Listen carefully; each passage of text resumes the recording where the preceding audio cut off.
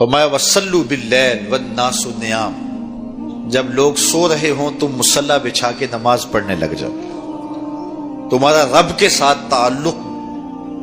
اس قدر مضبوط ہونا چاہیے کہ ایسے وقت میں کہ جب لوگ سو رہے ہوں تو تم سجدہ ریز ہو جاؤ، تاکہ ریاکاری کا امکان بھی مسترد ہو جائے۔ تو یہ چار کام جب تم کرو گے،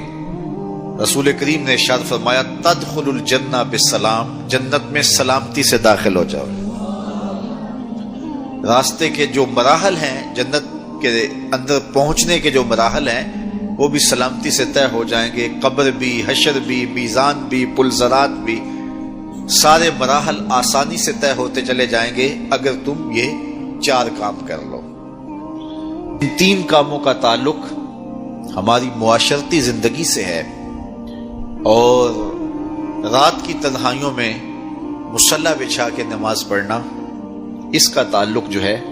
وہ ہماری نجی زندگی سے ہے، اور وہ جتنی تنہائی میں ہو اس قدر ہی اللہ کی رحمتیں زیادہ اترتی ہیں۔ دکھلاوے کی نمازیں اللہ قبول نہیں کرتا۔ قرآن مجید میں سورہ ماعون کے اندر ارشاد فرمایا سو خرابی ہے ان نمازیوں کے لیے جو اپنی نمازوں سے غافل ہیں اور لوگوں کو برتنے کی چیزیں بھی نہیں دیتے، معمولی چیزیں جو ایک دوسرے کو ہم عاریتاً دے دیتے ہیں وہ بھی نہیں دیتے اور نماز پڑھتے ہیں۔ تو یہاں نماز کا ذکر موجود ہے، لیکن پہلے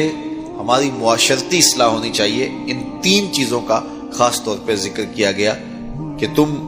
سلام کو پھیلاؤ، تم صلہ رحمی کرو، اور تم لوگوں کو کھانا کھلاؤ، بھوکوں کی اور پیاسوں کی مدد کرو، تو تمہارا رب تمہارے اوپر راضی ہوگا، اور پھر رات کی تنہائی میں تم اللہ کے حضور مصلی بچھا کے نوافل ادا کرو۔ ایک روایت میں آتا ہے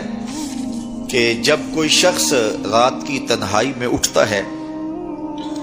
اور اپنی بیوی کو اٹھاتا ہے، وہ نہیں اٹھتی، خیر یہ وضو کرنے چلا جاتا ہے تو واپس آتے ہوئے چلو میں تھوڑا سا پانی لے آتا ہے، اور پانی لے کر کے اس بیوی کے اوپر اس پانی کو چھڑکتا ہے تو وہ اس سے اٹھ جاتی ہے۔ تو یہ مصلی بچھا کے نوافل پڑھنے لگ جاتا ہے، اور وہ بھی اٹھ کے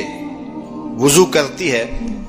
اور پھر وہ آتی ہے تو یہ نوافل پڑھ رہا ہوتا ہے، چارپائی کی دوسری سمت مصلی بچھا کے وہ بھی نوافل پڑھنے لگ جاتی ہے۔ حدیث میں آتا ہے جب وہ دونوں نوافل پڑھنے لگ جاتے ہیں رب مسکراتا ہے، اپنی شان کے مطابق رب مسکراتا ہے کہ میرے بندے کس طرح مخلوق سے چھپ کے میرے حضور سجدہ ریز ہیں۔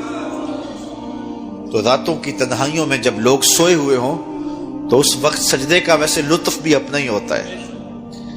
چونکہ کوئی دیکھ رہا ہو تو کئی طرح کی باتیں ذہن میں آئی جاتی ہیں، لیکن تنہائی ہو، اندھیرا ہو، کوئی دیکھ نہ رہا ہو تو پھر اس کا اپنا لطف ہوتا ہے، اور سحری کے وقت اٹھ کے نماز پڑھنے کا سرور بھی اپنا ہے۔ اور میں کہتا ہوں کہ وہ ملنے کی گھڑیاں ہوتی ہیں، انسان کو ان گھڑیوں کے اندر اللہ کی خاص رحمتیں نصیب ہوتی ہیں،